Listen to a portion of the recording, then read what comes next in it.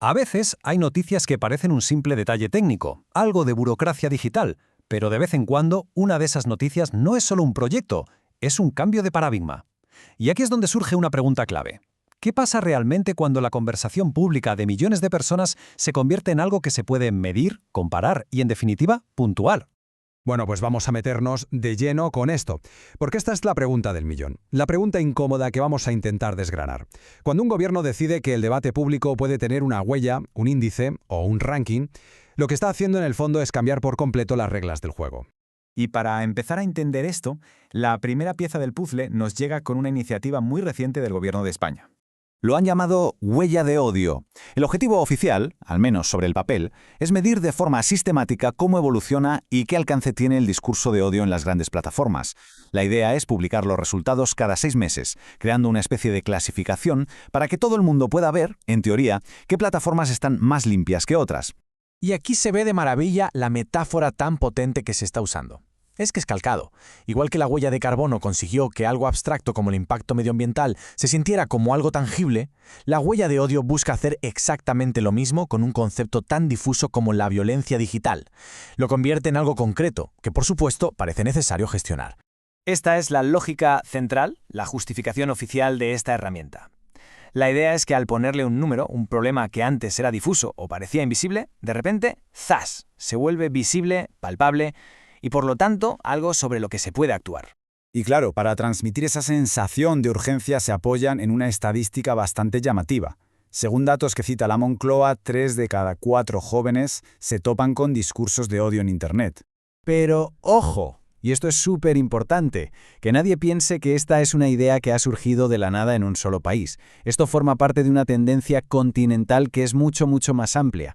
La realidad es que la iniciativa española no es una invención propia, es, digamos, la adaptación local de un marco regulatorio que la Unión Europea lleva años construyendo. Se trata de que la gestión del riesgo digital deje de ser una opción y se convierta en una obligación estructural para todas las plataformas.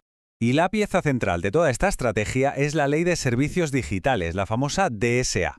Y es clave entender que esto no es una simple ley para quitar 4 comentarios, no. Es un marco legal completísimo con auditorías, procedimientos y una capacidad para poner multas que es enorme.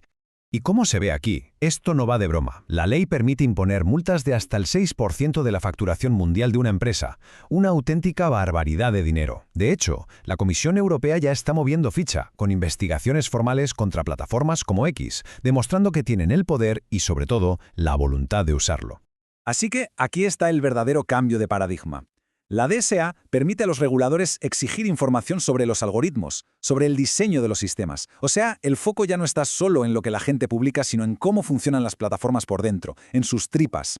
Vale, ahora vamos a hacer una pausa, aparquemos un momento la tecnología y miremos los principios políticos casi atemporales que hay detrás de todo esto.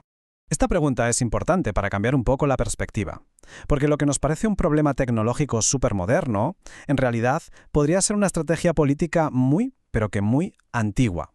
Este salto en el tiempo es brutal, pero es que es muy revelador. Fijaos, en 1564 se crea un índice para decir qué libros no se deben leer.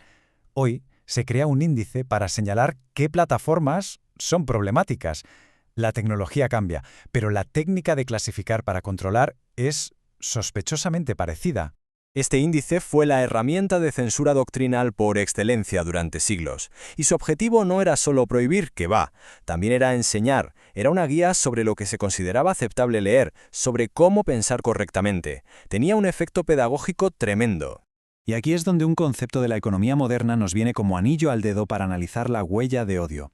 Es la ley de Goodhart, que explicado de forma sencilla viene a decir que cuando una métrica se convierte en el objetivo principal, la gente empezará a hacer trampas para mejorar la métrica, aunque el problema de fondo siga igual o incluso empeore. Y esto, claro, nos lleva de cabeza al siguiente paso lógico. Si empiezas midiendo a las plataformas, es casi inevitable que el siguiente objetivo sea verificar a las personas que las usan. La lógica política suele ser bastante directa y predecible. Empiezas con un objetivo con el que todo el mundo está de acuerdo, como proteger a los menores. Para eso, el siguiente paso es exigir que las plataformas verifiquen la edad de sus usuarios. Y claro, para hacer eso de forma eficaz, necesita sí o sí un sistema de identidad digital. Y esto no es una teoría conspiranoica, ¿eh? Ya está pasando. En España, se ha anunciado la intención de prohibir el acceso a redes sociales a menores de 16. En Estados Unidos, leyes como la Cosa apuntan en la misma dirección. Es un impulso global, un mosaico de leyes que van todas hacia la verificación de la edad. Bien, ahora vamos a juntar todas las piezas del puzzle, porque es aquí donde se empieza a ver la imagen completa de este sistema de control digital que están haciendo.